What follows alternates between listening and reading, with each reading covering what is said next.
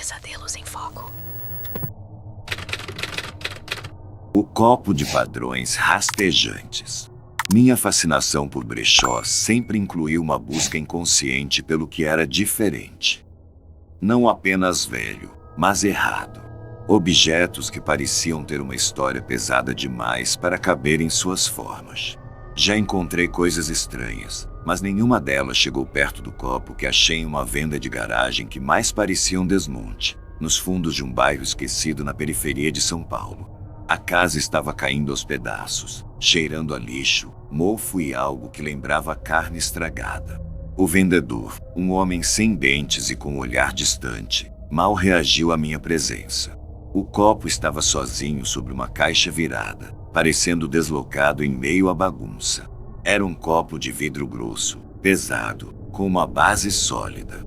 O vidro tinha uma cor âmbar turva e era coberto por um padrão em relevo que não parecia entalhado ou moldado, mas sim incrustado. Era um desenho de linhas que se contorciam e se entrelaçavam, formando nós apertados e protuberâncias irregulares que, de certo ângulo, pareciam fibras musculares sob a pele, ou talvez vermes se contorcendo sob a superfície. Era repulsivo e hipnotizante ao mesmo tempo. Não tinha preço. Perguntei ao homem. Ele me olhou com aqueles olhos vazios e disse: "Leva. Não quero isso aqui." Senti um calafrio, mas peguei o copo.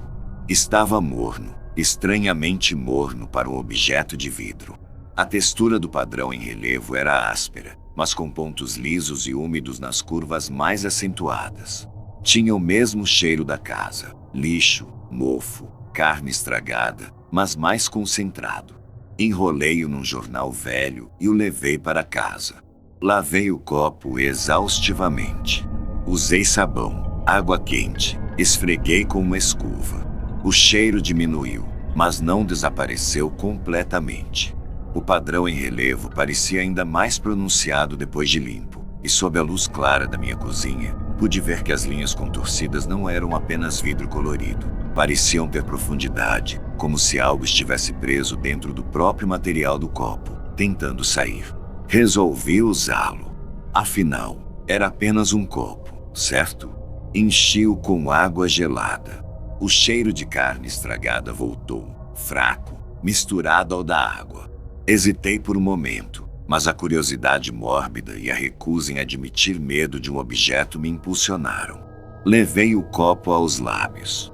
A primeira sensação foi a textura estranha do aro de vidro nos meus lábios. Era áspero, irregular, e aqueles pontos úmidos pareciam grudar levemente. A água gelada entrou, mas o sabor era amargo, metálico e com aquele fundo repulsivo do cheiro. Engoli. Senti a água descer, mas a sensação nos lábios e na língua persistiu. Parecia que a textura do copo tinha ficado neles. Nos dias seguintes, usei o copo para tudo: água, suco, café. A cada uso, a sensação estranha aumentava. Meus lábios pareciam ficar dormentes, inchados.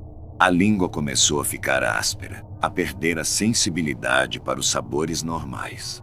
E o gosto ruim na boca era constante, como se algo estivesse apodrecendo ali dentro.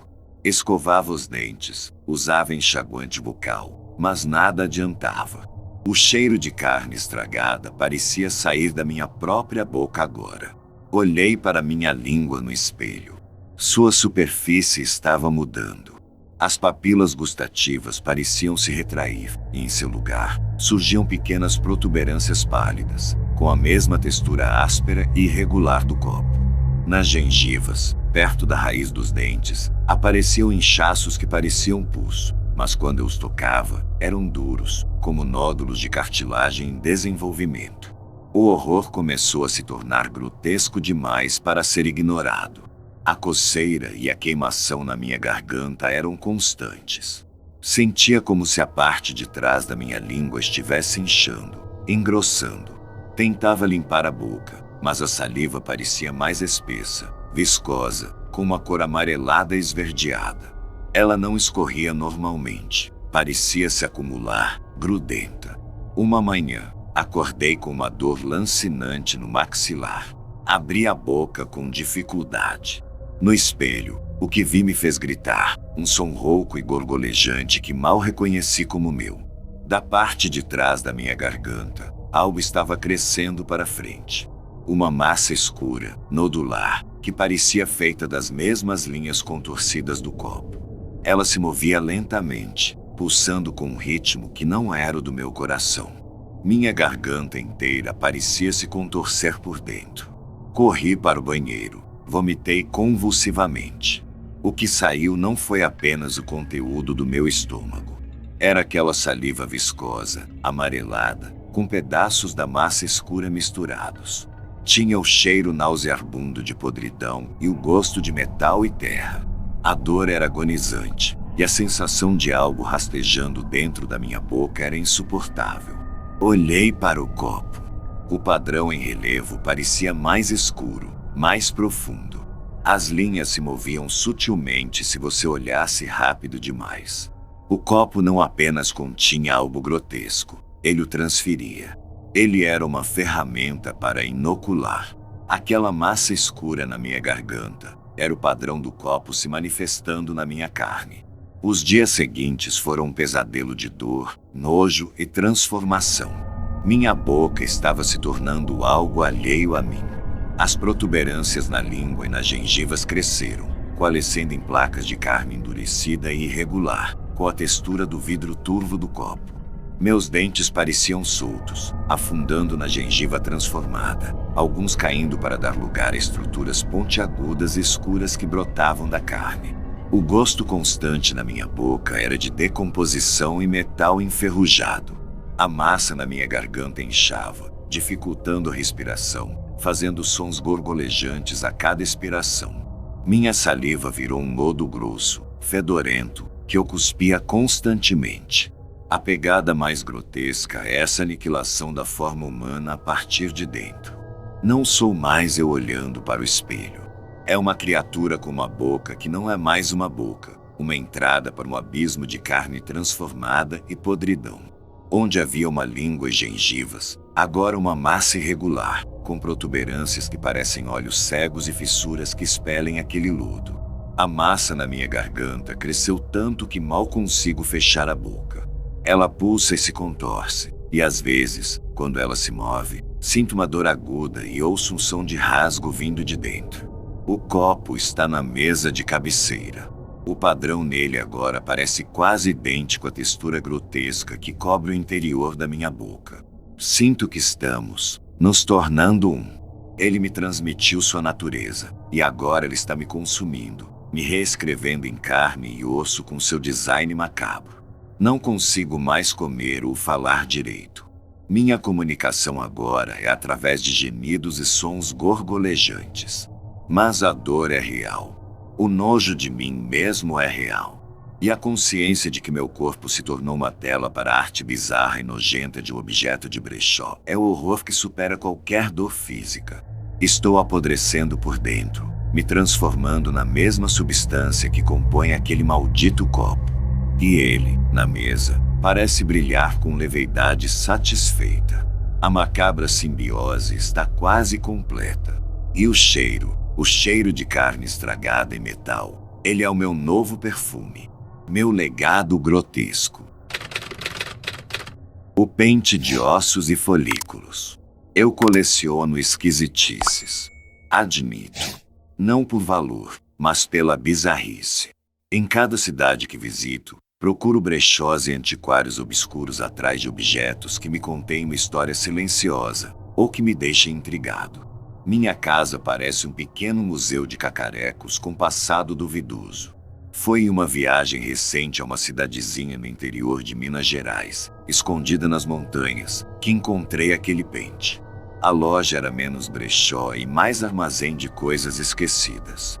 Cheiro de mofo, terra úmida e algo mais. Algo ferroso e doce que não consegui identificar.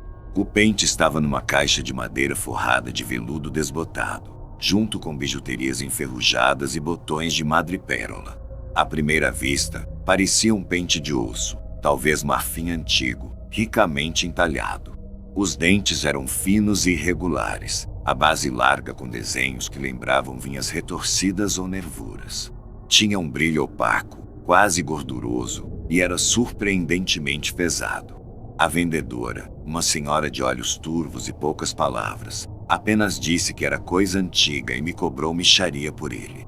Senti um arrepio ao pegá-lo, não pelo frio da peça, mas por uma vibração estranha, uma sensação de que aquilo não deveria estar ao alcance de ninguém. Mas a curiosidade, como sempre, falou mais alto. Trouxe o pente para casa e o coloquei na penteadeira. Era uma peça de destaque, exótica. Decidi limpá-lo. Peguei uma escova macia e tentei remover a poeira acumulada nos entalhes. A poeira não saía direito, parecia grudar, como se fosse parte do material.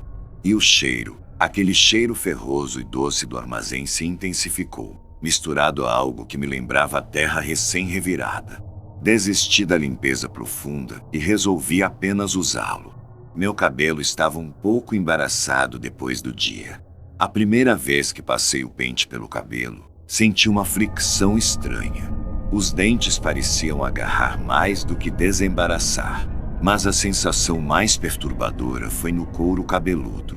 Não era dor, mas uma coceira profunda, como se algo estivesse se movendo sob a pele. E uma leve pontada, como se os dentes fossem mais afiados do que pareciam. Tirei o pente, olhei. Nada de sangue, nada de arranhões visíveis. Apenas o cabelo um pouco mais liso. E aquele cheiro, mais forte. Usei o pente nos dias seguintes, ignorando a coceira persistente e a sensação estranha. Comecei a notar que meu cabelo parecia mais denso, crescendo mais rápido. Não de um jeito saudável. Os fios pareciam mais grossos, mais escuros na raiz. E a coceira no couro cabeludo se tornou insuportável. Passei a noite me coçando, acordando com as unhas cheias de um material esbranquiçado que parecia caspa grossa, mas com uma textura estranha. Foi quando olhei mais de perto no espelho que o horror começou de verdade. Afastei o cabelo da testa. Havia pequenas protuberâncias no couro cabeludo. Não eram espinhas ou foliculite. Eram como pequenos montículos de pele endurecida, pálidos, com um ponto escuro no centro. Pareciam botões ou inícios de dentes. Peguei o pente e olhei para os dentes finos. Eles não eram lisos como pensei. Tinham microporos, pequenas aberturas que eu nunca tinha notado. E um líquido viscoso e translúcido parecia umedecer as pontas. O pânico me atingiu. Tentei lavar o cabelo e o couro cabeludo desesperadamente, esfregando com força. A água ficou turva, com flocos esbranquiçados. Mas as protuberâncias continuavam lá. Passei a mão pelo couro cabeludo e senti que elas estavam se espalhando, crescendo um pouco. Larguei o pente. Fui procurar online por doenças de couro cabeludo, parasitas, qualquer coisa que pudesse explicar aquilo. Nada parecia remotamente parecido. A noite foi um inferno de coceira e aterrorizantes pensamentos. No espelho do banheiro, sob a luz forte, parecia que as protuberâncias tinham crescido visivelmente em poucas horas. E algumas delas pareciam ter aberturas. Pequenos poros dos quais saíam pontas finas e escuras. Peguei uma pinça com as mãos trêmulas e tentei puxar uma das pontas. Ela cedeu com dificuldade e senti uma dor lancinante. O que saiu não era um pelo. Era uma fibra dura, escura, com uma textura que lembrava cabelo, mas muito grosso, quase como cerda. E na base da fibra havia um pequeno nódulo de carne pálida e úmida. Quase vomitei. Olhei para o pente. Os dentes, eles pareciam ter crescido um pouco, e as pontas estavam úmidas com aquele líquido viscoso. A ficha caiu com um peso macabro. O pente não estava apenas deixando algo no meu couro cabeludo.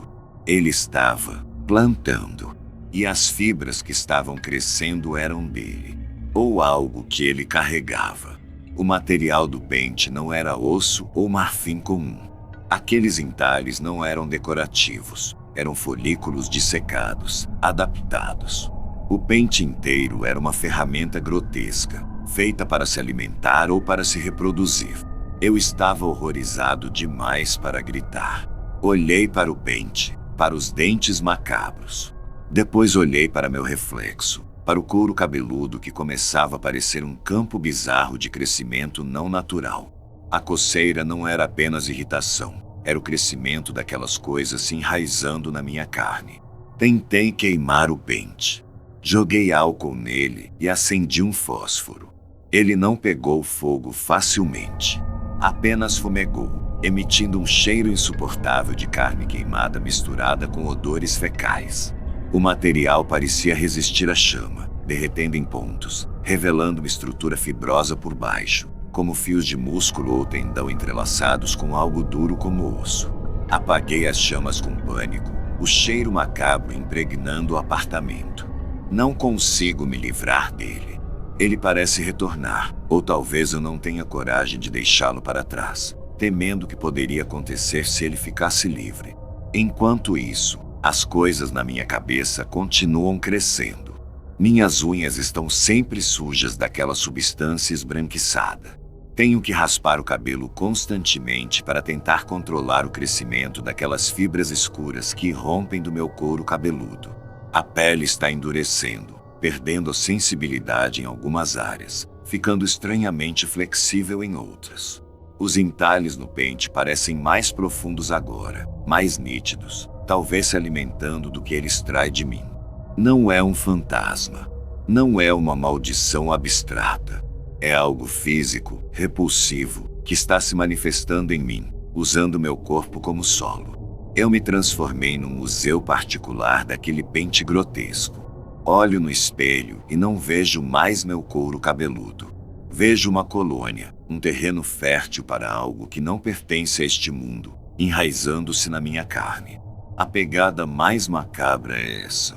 A violação do próprio corpo, a transformação em algo nojento e inumano pelas mãos de um objeto inofensivo encontrado num brechó. Estou me tornando parte da coleção de esquisitices que tanto gostava de buscar. Mas agora, eu sou a peça central, viva e em decomposição controlada, exibindo os frutos do pente de ossos e folículos. E a coceira? A coceira nunca para. Ela é o lembrete constante do que está crescendo sob a minha pele, alimentando-se de mim, transformando-me em algo que nem eu reconheço mais. O cheiro ferroso e doce agora parece vir de mim também. O ditafone das últimas palavras. A vida já tinha me dado uns golpes antes de eu encontrar aquela coisa. Perdi meus pais em um acidente de carro há alguns anos. Depois, o relacionamento longo que eu achava que era para sempre desmoronou.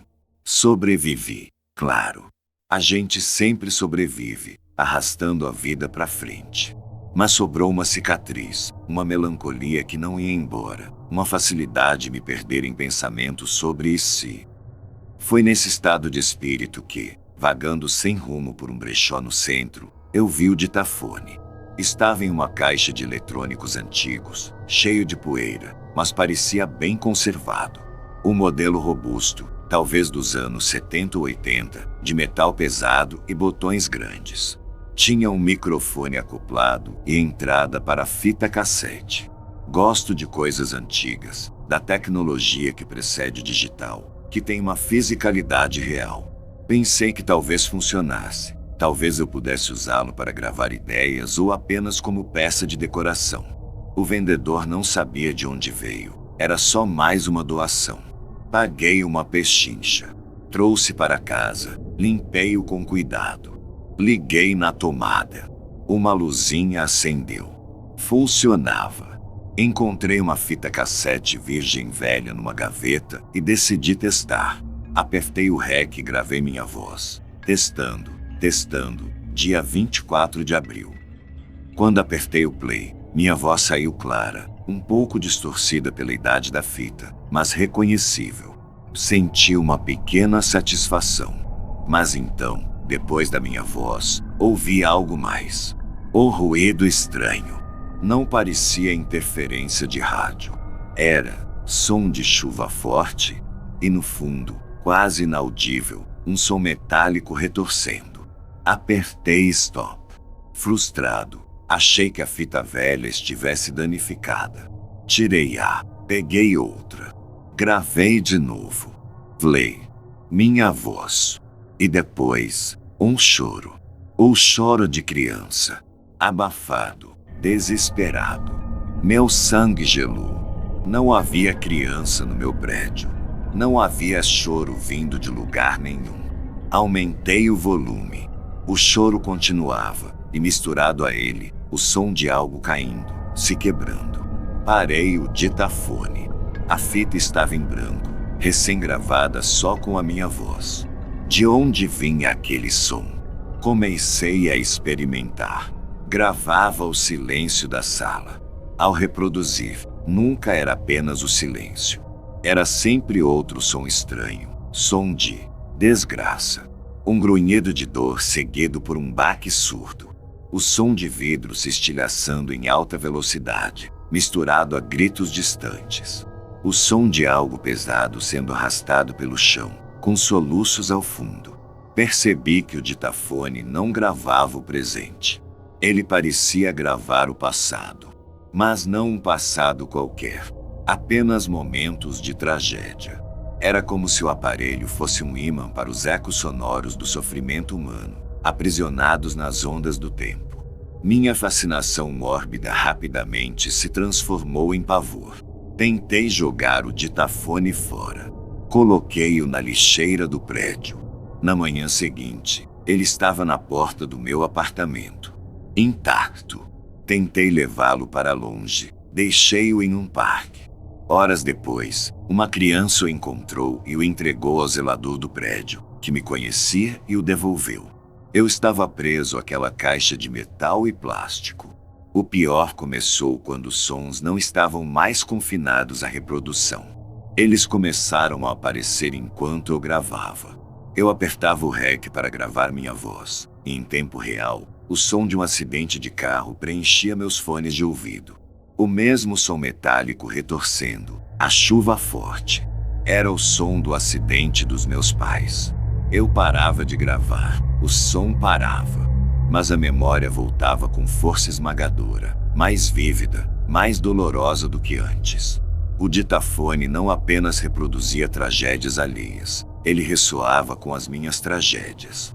Ele encontrou a fissura na minha alma causada pela perda e se encaixou perfeitamente nela, amplificando a dor. Passei a ouvir o ditafone sem gravar. Eu tocava as fitas, que se enchiam misteriosamente com novos registros trágicos, na esperança de entender. Ouvi o som de afogamento, o som de um prédio desabando, o som de um disparo solitário, sempre com choro ou os gritos ao fundo. Cada som era uma punhalada. Eu sentia o medo, o desespero, a dor das pessoas que viveram aqueles momentos. Era um fardo insuportável de sofrimento alheio e meu. Comecei a evitar dormir. Os pesadelos eram apenas reprises dos sons que eu ouvia acordado, mas com imagens. Eu via a água invadindo os pulmões, os tijolos caindo, o flash do disparo. Meus dias eram passados em um estado de exaustão e pânico silencioso. Eu não conseguia mais me conectar com as pessoas. Qualquer alegria parecia uma farsa cruel diante do coro constante de desespero que ecoava na minha mente, cortesia do ditafone que ficava na mesa de centro, mudo para todos, exceto para mim. Tive um surto no trabalho. Comecei a ouvir os gritos durante uma reunião. Tapei os ouvidos, gritei para que parassem. Fui afastado, receitado calmantes. O médico achou que era estresse pós-traumático pela perda dos meus pais, finalmente vindo à tona. Mal sabia ele que não era apenas minha tragédia. Era a soma de todas as tragédias que aquele maldito ditafone havia capturado ao longo de sua existência desconhecida. Decidi fazer um último teste. Com as mãos tremendo, peguei o ditafone, inseri uma fita nova e apertei o REC. Não falei nada. Apenas esperei. O silêncio inicial foi quebrado. Não por um som de acidente ou desabamento. Foi por um som mais suave, mas infinitamente mais triste. Era o som de alguém chorando baixinho, O choro de alguém que perdeu tudo e não tem mais forças para continuar. Meu próprio choro. E então, um ruído metálico suave, como o som de algo caindo no chão e rolando. O som do ditafone sendo abandonado. Apertei stop. Tirei a fita. Minhas mãos estavam frias e úmidas. Coloquei a fita de lado. Olhei para o ditafone. Ele parecia apenas um objeto velho agora, inofensivo. Mas eu sabia. Eu estava na fita. Minha própria queda estava gravada nela. A pegada mais pesada é essa. O ditafone não precisava me matar. Ele só precisava me mostrar e me fazer sentir toda a dor do mundo, incluindo a minha própria dor, até que a própria ideia de continuar se tornasse insuportável. Ele me transformou em um receptor de desespero, um canal para a tristeza do universo. Agora, ele está na mesa, me esperando. A fita com meu choro e o som da minha entrega está ao lado. Os sons das outras tragédias se misturam na minha cabeça com os ecos dos meus próprios lamentos. Não luto mais. Não fujo mais. Apenas existo no meio dessa sinfonia de dor. E sei que, em algum momento, o ditafone vai gravar o som final. O som da minha desistência completa. E essa fita será apenas mais uma na sua coleção de sofrimento humano. A tragédia já estava em mim. O ditafone de brechó apenas deu a ela uma voz.